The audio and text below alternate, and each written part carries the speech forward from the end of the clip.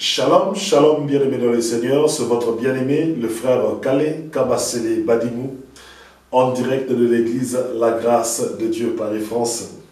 Bien-aimés, c'est une joie, c'est un bonheur de me présenter devant vous, parce que Dieu m'a fait grâce et il vous a fait grâce aussi d'avoir le souffle de vie. C'est pour cela que nous bénissons encore notre Père, le Dieu d'Abraham, le Dieu d'Isaac, le Dieu de Jacob, le Père de notre Seigneur Jésus-Christ, d'avoir permis à ce que nous puissions être devant vous, afin que nous puissions nous retrouver et partager cette bonne nouvelle.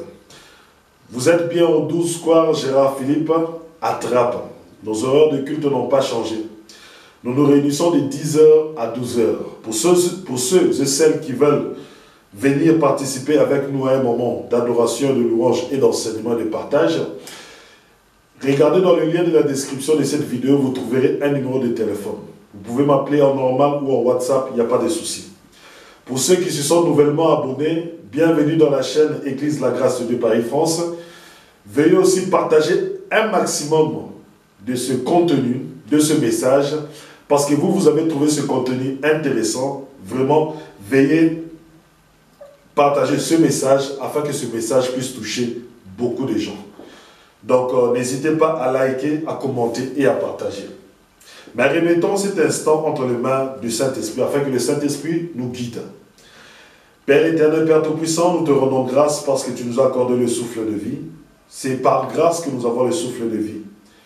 Père, nous te disons encore merci d'avoir permis que nous puissions nous réunir pour partager ta parole. Ta parole est la vérité, ta parole est la lumière, ta parole est la vie. Béni soit le nom de notre Seigneur Jésus-Christ, ton Fils, lui qui a permis que nous puissions être là aujourd'hui. Parce qu'il a donné son sang, afin que nous puissions, Père, être dans ta présence. Gloire lui soit rendue, Père, pour cette œuvre de la rédemption. Car c'est lui notre justification, notre sanctification et notre rédemption. Esprit Saint, guide-nous et conduis-nous en cet instant. Parle à nos cœurs, circoncis nos cœurs, afin que cette parole tombe dans une terre fertile et que cela puisse produire des fruits. Béni soit ta grâce et ta faveur, Père. Au nom de Jésus-Christ, j'ai ainsi prié. Amen, amen, amen. Bien-aimés dans le Seigneur, nous continuons notre thème sur l'état des nations. Le dimanche passé, nous avons parlé que Israël est le peuple élu, Israël est le peuple choisi de Dieu, mais Israël était sous la malédiction. Gloire soit rendue au Dieu Tout-Puissant. Beaucoup de gens ont compris que malgré que Israël soit un peuple élu, Israël est sous la malédiction. Et cela n'est pas sans conséquence. Cela n'est pas sans conséquence. Ce n'est pas un hasard si j'ai pris ce thème-là. Parce que ça fait plus de 4 mois, 5 mois que nous parlons de ce thème. Les temps des nations. Si vous regardez dans la playlist, vous verrez dans une playlist écrite les temps des nations, vous retrouverez toutes les vidéos concernant Israël, l'Église et les nations. C'est très très important. Parce qu'il y a d'autres personnes qui viennent en cours d'enseignement. Mais aujourd'hui, nous allons toucher un point très important. Le thème d'aujourd'hui, le véritable fils d'Abraham. Alléluia. Le thème d'aujourd'hui, c'est le véritable fils d'Abraham. Bien-aimés dans le Seigneur, ce n'est pas, en fait, ce n'est pas question d'hasard. Mais beaucoup de gens pensent que être le peuple élu, être le peuple choisi par Dieu, cela automatiquement nous donne à être les enfants d'Abraham. Je vous dirai non. Je ne vous dirai pas de tout. Ce n'est pas parce que tu es la descendance charnelle d'Abraham que tu es le peuple élu, que tu es le fils d'Abraham. Alléluia. Ça sera très très important. Saisissez bien ce que je vais dire aujourd'hui. Bien-aimés, si nous regardons la descendance charnelle d'Abraham, Abraham a eu plusieurs descendants. Abraham a eu Ismaël, Abraham a eu Isaac, Abraham a eu les enfants de Ketura, Abraham a eu les enfants de ses concubines. Donc charnellement, Abraham a plusieurs descendants. Charnellement, Abraham a plusieurs nations. Parce qu'Ismaël est devenu une nation, Isaac est devenu une nation, mais lorsque vous regardez la descendance d'Isaac, vous voyez que Jacob est devenu Israël, Ésaü est devenu aussi une nation. Donc à chaque génération, c'était une nation qui s'est présentée. Il y a eu Abraham, après Abraham, il y a eu Isaac, après Isaac, il y a eu Jacob. C'est par Jacob que nous avons la nation d'Israël, l'Israël actuel, et avec Ésaü son frère, nous avons Édom, ce que nous appelons les Édomites. De son côté, Ismaël, charnellement, est devenu une nation, une très très grande nation. Et de l'autre côté, vous avez les enfants, les 6 enfants de Kétura, qui sont aussi devenus des nations, et les enfants des concubines, qui sont devenus des nations. Donc, du point de vue charnel, du point de vue de la chair, le père Abraham a plusieurs enfants. Abraham a plusieurs enfants.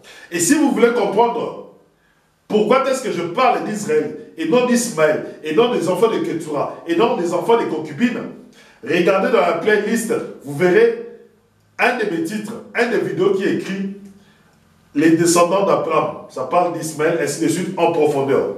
Mais aujourd'hui, nous n'allons pas nous attarder sur cela. Aujourd'hui, nous allons découvrir qui est le véritable descendant d'Abraham, qui est le véritable fils d'Abraham. Prenons Romains chapitre 9, à partir du 1er verset jusqu'au 6e verset. Romains chapitre 9, à partir du 1er verset jusqu'au 6e verset. Je dis la vérité dans le Christ, je ne mens pas. Ma conscience m'en rend témoignage dans l'Esprit Saint. J'ai au cœur une grande tristesse et une douleur continuelle. Écoutez, oui, je souhaiterais d'être moi-même anathème, séparé du Christ, pour mes frères, mes parents selon la chair, et qui sont les Israélites, à qui appartient l'adoption filiale, la gloire, les alliances, la loi, le culte, les promesses. À eux aussi les patriarches. Et c'est d'eux que, selon la chair, est issu le Christ, qui est au-dessus de tout. Dieu béni dans tous les siècles. Amen. Alléluia. L'apôtre Paul est en train de nous dire ceci.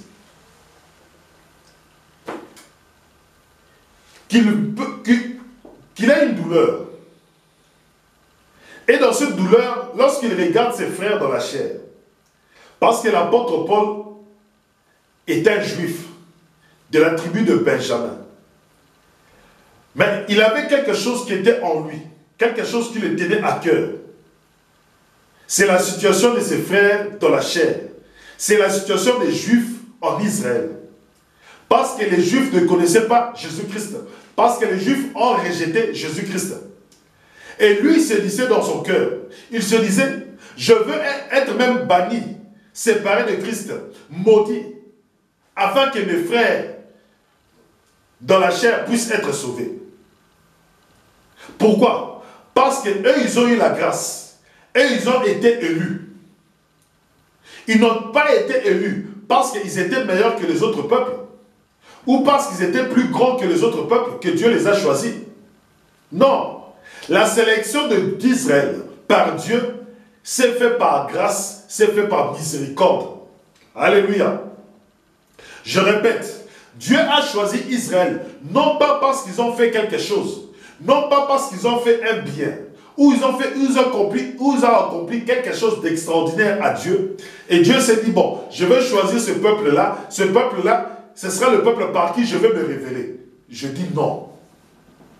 Alléluia. Dieu a choisi le peuple d'Israël par miséricorde. Continuons dans le verset 6. Ce n'est pas que la parole de Dieu soit devenue caduque, car tous ceux qui sont issus d'Israël ne sont pas Israël. Et pour être descendants d'Abraham, ils ne sont pas tous ses enfants. Mais il est dit, c'est en Isaac que tu auras une postérité à ton nom. Cela veut dire que ce ne sont pas les enfants de la chair qui sont enfants de Dieu, mais ce sont les enfants de la promesse qui comptent comme descendants d'Abraham. Je descends encore. Voici en effet les termes de la promesse. À pareille époque, je reviendrai et Sarah aura un fils. Il y a plus encore. Rebecca ne conçut que d'un seul homme, Isaac notre père. Or, avant que ses enfants ne fussent nés et n'eussent fait ni bien ni mal, afin que s'affirme la liberté du choix de Dieu, qui ne dépend pas des œuvres, mais de celui qui appelle. Il lui fut dit, l'aîné sera assujetti au plus jeune. Selon qu'il est écrit, j'ai aimé Jacob et j'ai haï Ésaü. Bien-aimés dans le Seigneur, le peuple d'Israël est choisi, est élu par Dieu, non parce qu'ils ont fait une œuvre, c'est-à-dire que non pas parce qu'ils ont accompli quelque chose, non. Ils ont été choisis dès le ventre de Rebecca. Alléluia. Le peuple d'Israël a été choisi dès le ventre de Rebecca, la femme d'Isaac. Or, dans le ventre, il y avait deux enfants. Il y avait Jacob et il y avait Ésaü. Ils étaient encore dans le ventre. C'est-à-dire qu'ils n'ont pas encore fait une œuvre. Ils n'ont encore pas fait le bien ni le mal.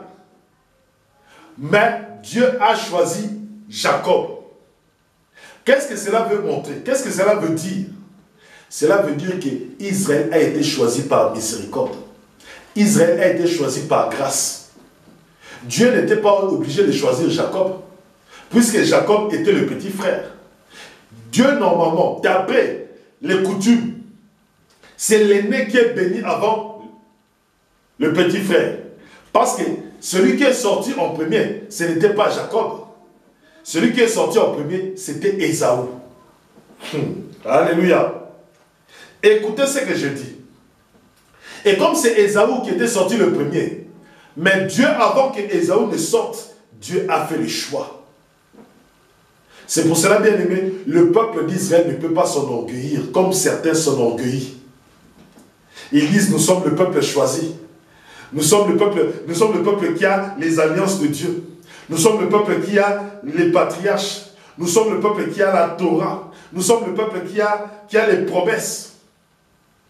Oui, le peuple d'Israël a tout ça.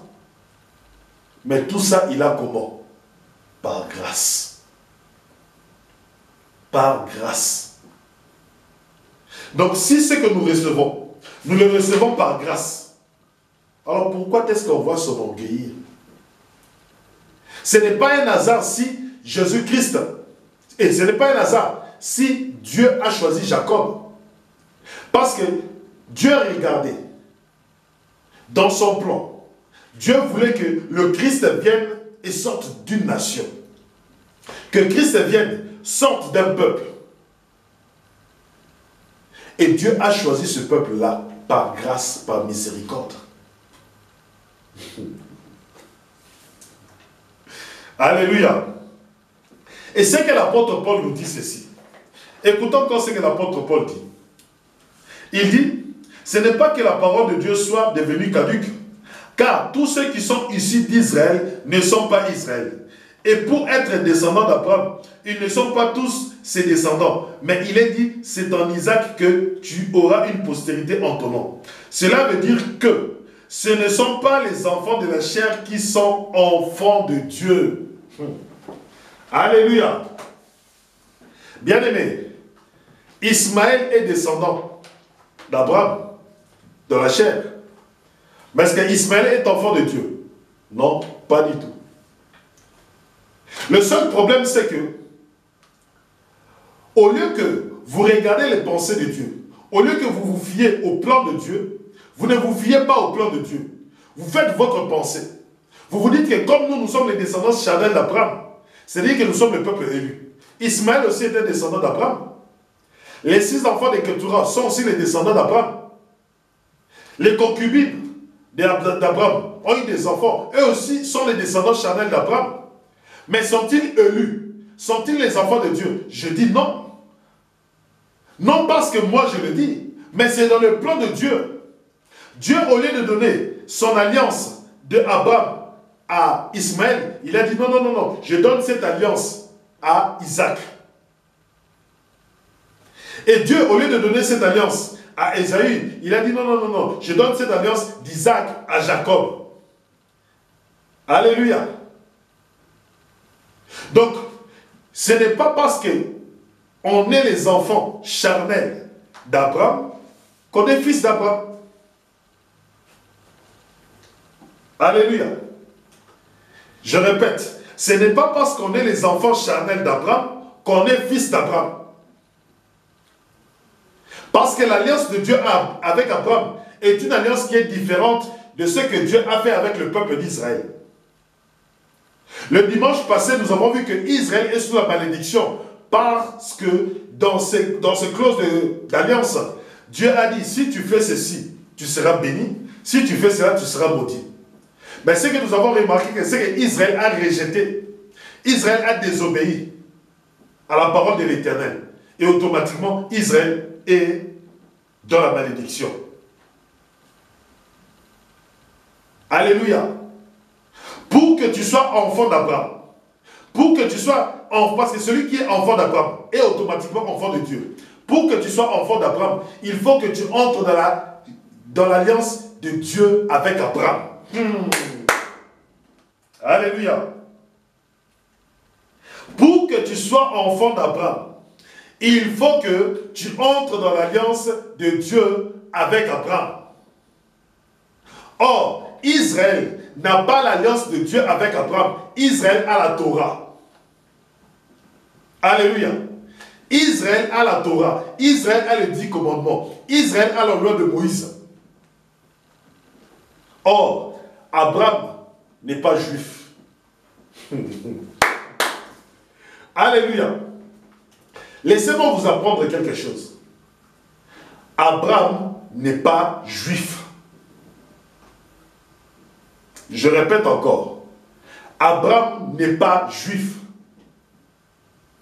Parce qu'Abraham n'a pas reçu la Torah. Dieu n'a jamais donné à Abraham la Torah. Alléluia. Dieu n'a jamais donné à Abraham la Torah. L'alliance de Dieu avec Abraham est différente de l'alliance de Dieu avec les enfants d'Israël. Dans l'alliance de Dieu avec Abraham, Dieu a dit, je te bénirai. Je bénirai celui qui te bénira, je maudirai celui qui te maudira. Dieu n'a pas demandé à Abraham de faire une œuvre. Non, pas du tout. Dieu n'a pas demandé à Abraham de faire une œuvre. Non, pas du tout. Mais Dieu a demandé à Israël de faire des œuvres. C'est par cette alliance qu'Israël sera béni. C'est par cette alliance qu'Israël sera maudit.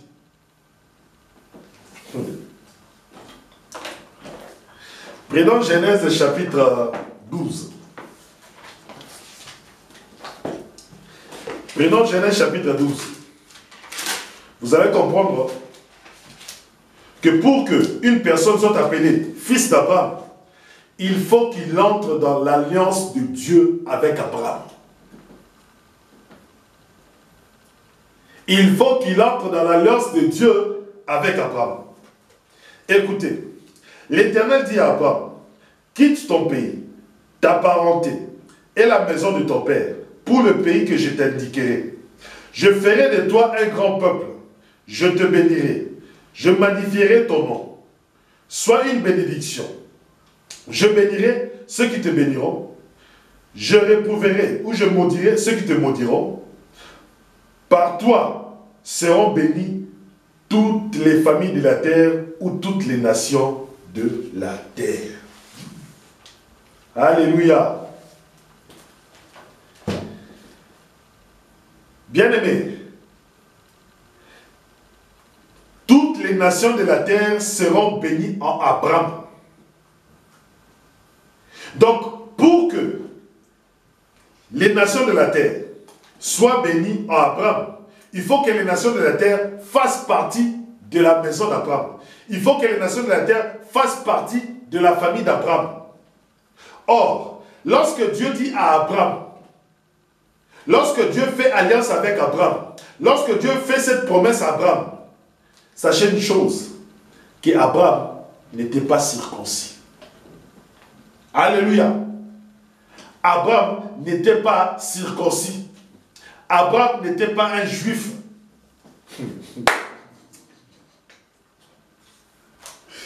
Alléluia. Abraham n'était pas un juif. Abraham n'était pas un circoncis. Donc, l'état où Dieu a rencontré Abraham, Abraham était incirconcis. Mais par grâce, par miséricorde, Dieu a choisi Abraham. Par grâce, par miséricorde, Dieu a voulu que Abraham soit le père d'une multitude de nations. Par grâce, par miséricorde, Dieu a voulu que en Abraham, toutes les nations de la terre soient bénies. Et là, vous regardez les chrétiens qui me sortent ce verset, qui me disent, frère Calais, celui qui bénira Abraham sera béni, celui qui maudira Abraham, Dieu le maudira. J'ai dit oui. Mais pour que tu sois béni, pour que tu sois béni, il faut que tu sois dans cette alliance. Or, le peuple d'Israël est maudit pourquoi? Le peuple d'Israël est sous la malédiction pourquoi? Parce qu'ils ne sont pas dans l'alliance d'Abraham. Mais maintenant, quelle est l'utilité du peuple d'Israël? Tu me diras cela. Frère Calais, mais quelle est l'utilité du peuple d'Israël? Le peuple d'Israël, son utilité, c'était quoi? Dieu voulait que le Messie, le Rédempteur, le Sauveur de l'univers, vienne par ce peuple-là. Alléluia. Bien-aimé, aucune personne dans le monde ne peut refuser cela à ce peuple. Aucune personne dans ce monde ne peut refuser cela. Le Messie doit venir au travers du peuple d'Israël, au travers du peuple juif. Le Messie est venu à travers ce peuple-là. Jésus de Nazareth, celui que nous appelons le Seigneur, notre Sauveur, est venu à travers le peuple d'Israël. C'était ça l'objectif du peuple d'Israël. Donc dans le plan de Dieu, le peuple d'Israël est là, les nations sont là. Mais pour que Dieu puisse sauver les nations, pour que Dieu puisse sauver l'humanité, il faut que le Messie vienne d'une famille. Il faut que le Messie vienne d'une tribu. Il faut que le Messie vienne d'un peuple. Or, Dieu a regardé sur toute la terre. Il a dit, tout ce peuple-là, je ne les aime pas. Ils sont perdus. Ils sont dans la perdition. Qu'est-ce que je fais? Je prends Abraham. À travers Abraham, j'aurai une nation. À travers cette nation, là maintenant, le Messie pourra venir pour sauver toute l'humanité du péché. Mais maintenant, frère Calais, ok, mais cela ne nous dit pas comment est-ce que nous allons entrer dans l'alliance de Dieu avec Abraham. Tu nous as pas montré que, tu nous as dit que tout le monde, c'est-à-dire que même les enfants d'Israël, les enfants charnels, doivent entrer dans l'alliance d'Abraham. Oui, même les enfants d'Israël doivent entrer dans l'alliance d'Abraham. Ils doivent laisser l'alliance que Dieu a fait avec eux, l'alliance de Moïse. Ils doivent le laisser pour entrer dans l'alliance que Dieu a fait avec Abraham. Mais comment est-ce que vont-ils rentrer? Comment est-ce que vont-ils rentrer? Puisqu'ils ont rejeté le Messie. Puisqu'ils ont rejeté Jésus-Christ. C'est pour cela, bien aimé, le rejet de Christ, le rejet de Jésus-Christ, par son propre peuple, par ses propres frères, a fait que Israël est sous la malédiction, a fait que Israël est sous l'aveuglement, a fait que Israël est sous la perdition, a fait que Israël soit errant. Parce qu'ils ont rejeté le plan de Dieu, parce qu'ils ont rejeté le Christ, parce qu'ils ont rejeté Jésus de Nazareth.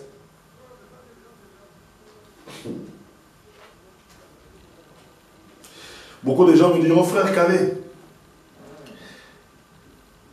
mais comment est-ce qu'on va savoir que un tel est descendant d'Abraham? Bien aimé, regardez même le comportement qu'avaient les Juifs par rapport à notre Seigneur Jésus-Christ.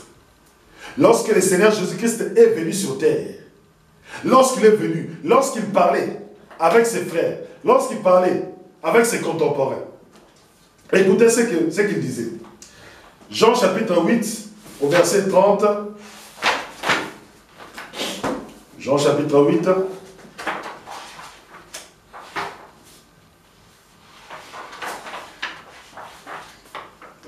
Jean chapitre 8.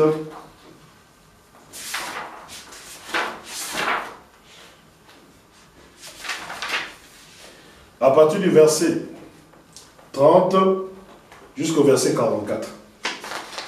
On va lire au fur et à mesure. Bon, à partir du verset 30. Comme il parlait ainsi, beaucoup crurent en lui. Jésus dit alors aux Juifs qui avaient cru en lui, si vous demeurez en ma parole, vous serez vraiment mes disciples. Vous connaîtrez la vérité, et la vérité vous rendra libre. Ils lui répondirent, nous, les descendants d'Abraham, nous n'avons jamais été esclaves de personne. Comment peux-tu dire, vous deviendrez libres? Jésus leur répondit, oui vraiment, je vous l'affirme, quiconque commet le péché est esclave du péché. Bien-aimés, les Israélites, les Juifs disent à Jésus-Christ, nous sommes les enfants d'Abraham. Nous n'avons jamais été esclaves d'une personne. Nous n'avons jamais été en esclavage. Mais Jésus-Christ, bien-aimé, les enfants d'Israël ont passé 400 ans en esclavage en Égypte. Mais eux, ils sont en train de dire à Jésus-Christ, nous n'avons jamais été esclaves d'une personne. Parce que nous sommes descendants d'Abraham. Jésus-Christ lui dit, mais déjà, vous avez passé 400 ans en Égypte d'esclavage. Vous avez été en exil 2 à 3 fois. Et là même, lorsque Jésus-Christ leur parle de ça, les Romains étaient là. Les Romains dominaient sur Israël. Ah oui, le Romain était en train de dominer sur Israël. Mais Jésus-Christ passe un peu au-dessus. Il dit ceci. Jésus leur répondit, oui, vraiment, je vous l'affirme, quiconque commet le péché est esclave du péché. Nous revenons encore à cette situation du péché du peuple d'Israël. Jésus-Christ dit aux Juifs, il leur dit, c'est vrai, selon vous, vous n'êtes pas esclave d'une personne, mais laissez-moi vous dire, vous êtes esclave du péché. Vous pouvez être un peuple élu, vous pouvez être un peuple qui est choisi par Dieu, mais sachez une chose, en ce moment, vous êtes esclave du péché. C'est-à-dire que le même péché qu'un Français commet, le même péché, un Juif aussi le commet. Le Français commet l'adultère. Celui qui est païen, celui qui est athée, commet l'adultère. Mais le Juif aussi commet l'adultère, commet la fornication. C'est ça, être soumis au péché. Donc ce n'est pas parce que tu es élu, que tu es exemple, que tu es saint, que tu ne pêches pas. Bien-aimé, tu te trompes. Alléluia. Jésus-Christ revient encore sur le péché. Il dit ceci. Jésus leur répondit, oui, vraiment, je vous l'affirme, quiconque commet le péché est esclave du péché. Or, l'esclave n'est pas toujours dans la maison, mais le Fils y est pour toujours. Si donc le Fils vous affranchit, vous serez réellement libre. Je sais bien que vous êtes la postérité d'Abraham. Il n'empêche que vous cherchez à me faire mourir. Jésus-Christ a dit la vérité. Il leur dit, oui, vous êtes les descendants d'Abraham. Comme d'autres personnes me disent aujourd'hui, Calais, frère Calais, moi je suis le descendant charnel d'Abraham. Moi je suis descendant d'Abraham. Je suis le peuple élu. Je suis le peuple choisi. Oui, tu es le peuple élu. Tu es le peuple choisi. Mais le Seigneur Jésus de Nazareth, le Seigneur Jésus-Christ te dit, tu es sous le péché. Tu es sous l'esclavage du péché. Tu es enfermé. Tu es dans une cage. Et cette cage-là s'appelle le péché. Être le peuple élu ne veut pas dire que tu es saint. Être le peuple élu ne veut pas dire que tu es parfait. Parce que si tu étais parfait, pourquoi vas-tu dans le temple sacrifier pour tes péchés? Alléluia. Si tu es saint, si d'après toi, tu es enfant d'Abraham, si d'après toi, tu es saint parce que tu es enfant d'Abraham, sache une chose, si tu es saint, tu ne peux pas aller au niveau du temple sacrifier pour tes péchés.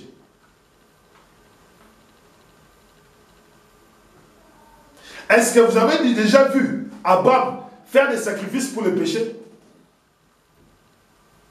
Alléluia. Je vous pose cette question.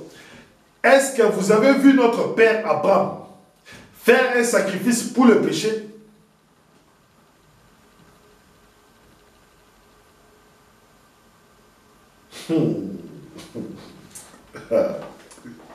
C'est pour ça que je vous dis, si vous restez dans l'alliance de la loi, bien aimé, vous allez demeurer dans le péché. Mais par contre, lorsque vous quittez l'alliance de la loi, vous venez dans l'alliance du Père Abraham, bien aimé, vous n'allez plus sacrifier, plus donner des sacrifices pour les péchés. Alléluia. Si donc le Fils vous a franchi, vous serez réellement libre. Je sais bien que vous êtes la postérité d'Abraham. Il n'empêche que vous cherchez à me faire mourir, parce que ma parole ne pénètre pas en vous. Je dis ce que j'ai vu auprès de mon Père, et vous, vous faites ce que vous avez appris de votre Père. Écoutez encore ce que les Juifs disent. Ils lui répondirent, notre Père, c'est Abraham. Jésus leur dit, si vous êtes les enfants d'Abraham, faites les œuvres d'Abraham. Si réellement vous êtes les enfants d'Abraham, faites les œuvres d'Abraham. Or, les œuvres d'Abraham, c'était quoi? C'était la foi. Les œuvres d'Abraham, c'est quoi? Les œuvres d'Abraham, c'est la foi.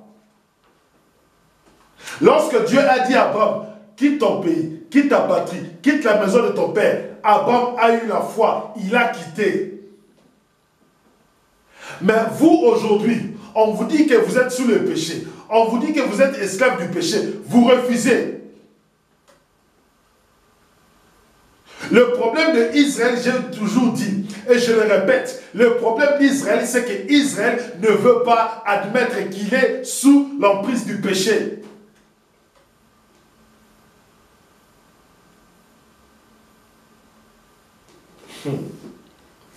Et là, vous voyez les chrétiens. Vous voyez les chrétiens. Nous sommes les amis d'Israël. Nous soutenons Israël. Il faut qu'ils construisent le 3e temple. Il faut que nous puissions... Bien aimés, dites-moi, si les Juifs, lorsqu'ils entendent la bonne nouvelle, ont voulu tuer Jésus-Christ, comment est-ce que vous, aujourd'hui, vous êtes les amis des Juifs? Alléluia.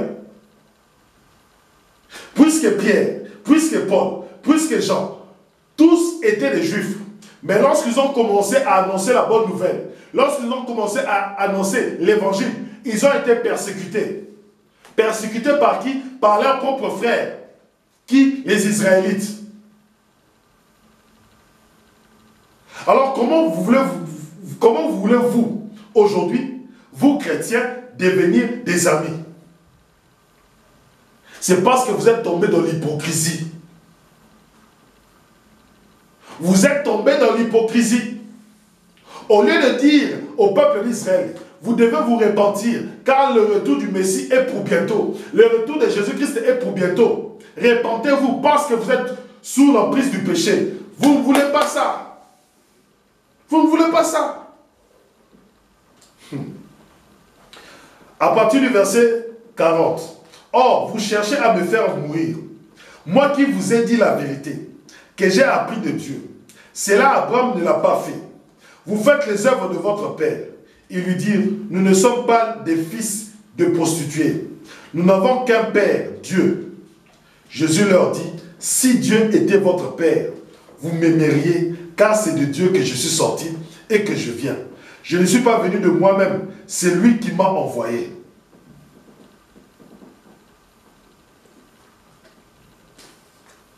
Bien-aimé dans le Seigneur, le fils d'Abraham n'a pas besoin de faire des sacrifices pour le péché. Alléluia. Le fils d'Abraham n'a pas besoin de sacrifices pour le péché. Le fils d'Abraham vit par la foi. Le fils d'Abraham vit par la foi.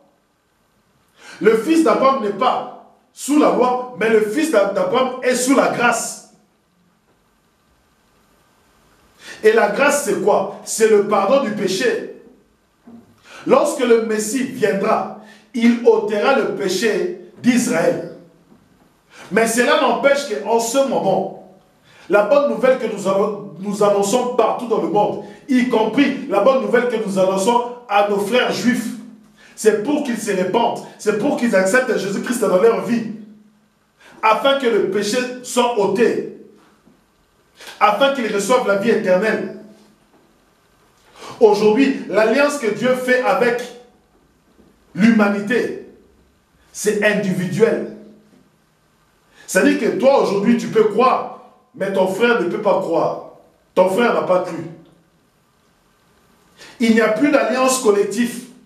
Parce que l'alliance de la loi, c'est une alliance qui est collective, attachée à tous les Juifs, attachée à tous les Israélites. Alléluia. L'alliance que Dieu a fait avec Israël, c'est attaché à tous les enfants d'Israël. Donc personne ne peut se substituer à cette alliance-là. Même si tu n'étais pas lorsque l'alliance a été conclue, lorsque tu nais dans une famille israélite, sache que ta vie est attachée à cette alliance-là. Puisque tu es la descendance charnelle d'Abraham.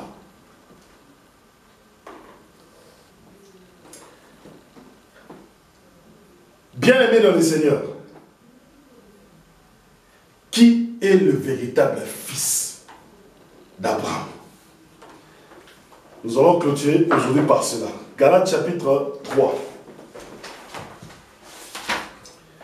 Galates chapitre 3.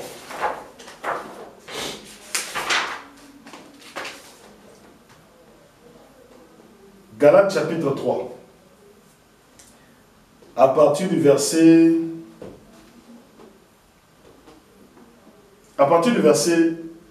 6. C'est comme pour Abraham. Il crut en Dieu et cela lui fit imputer à justice. Comprenez-le donc bien. Ceux-là sont les fils d'Abraham qui se réclament de la foi. Donc, bien aimés, les véritables fils d'Abraham, le véritable fils d'Abraham, c'est par la foi. Celui qui a la même foi qu'Abraham, il est fils d'Abraham. Il est dans l'alliance de Dieu avec Abraham.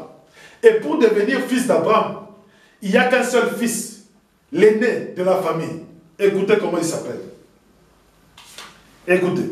Aussi l'Écriture prévoyant que Dieu justifierait les païens par la foi, a annoncé à Abraham cette bonne nouvelle. Toutes les nations seront bénies en toi. De sorte que ceux qui se réclament de la foi, ceux-là sont bénis avec Abraham le croyant. Tous ceux, en effet, qui se réclament des œuvres de la loi, tombent sous le coup de la malédiction. Tu ne peux pas me dire que toi tu es fils d'Abraham et tu demeures sous la loi. Tu te dis que moi je suis fils d'Abraham, mais je suis sous la loi de Moïse. Je suis encore dans la loi de Moïse. Bien aimé, tu ne peux pas être fils d'Abraham. Parce que la loi te demande de faire ceci ou de faire cela. Mais la foi te demande juste seulement de croire. De croire. Écoutez.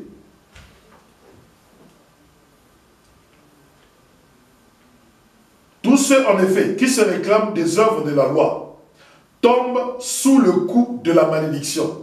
Car il est écrit, maudit quiconque ne persévère pas dans la pratique de tout ce qui est écrit au livre de la loi. D'autre part, que nul ne soit justifié devant Dieu par la loi. C'est évident, puisque celui qui a la justice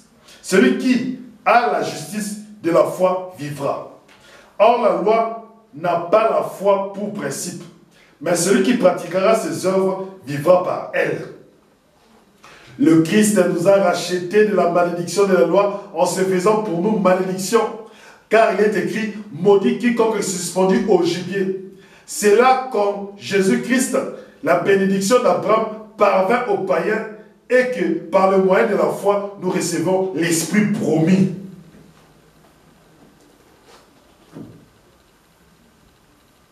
Bien-aimé, le véritable fils d'Abraham, c'est notre Seigneur Jésus-Christ. Lui a la foi d'Abraham. Et si aujourd'hui, tu acceptes le Seigneur Jésus-Christ dans ta vie, que tu sois juif, non-juif, païen, bien-aimé, sache que tu deviens fils d'Abraham. Et quand tu deviens fils d'Abraham, la bénédiction d'Abraham viendra sur ta vie. Celui qui te maudira sera maudit. Celui qui te bénira sera béni. Mais si tu restes en dehors de Jésus-Christ, si tu restes en dehors de la bonne nouvelle, si tu rejettes la bonne nouvelle, sache que tu vas demeurer dans la malédiction. Père éternel, Père Tout-Puissant, nous te rendons grâce pour cette belle parole. Nous te disons encore merci pour tout cet enseignement qui permet à ce que nous puissions distinguer et comprendre qui est le véritable fils d'Abraham. Béni soit ta grâce et ta faveur. Que ton Esprit Saint nous aide à comprendre et à saisir la profondeur de cet enseignement. Parce que le Seigneur Jésus-Christ a dit, vous connaîtrez la vérité et la vérité vous rendra libre. C'est à travers ce genre d'enseignement que nous sortons de la loi et que nous recevons la bénédiction de notre Père Abraham. Et c'est par la foi que nous disons merci Père. Gloire te soit rendue. Au nom de Jésus-Christ, j'ai ainsi prié. Amen. Amen. Bien-aimés, je vous dis à dimanche prochain. Je vous dis à dimanche prochain pour une nouvelle, pour un temps de partage. C'était votre bien-aimé le frère Kale Kabassele Badimou en direct de l'église La Grâce de Dieu. Paris, France. Soyez bénis.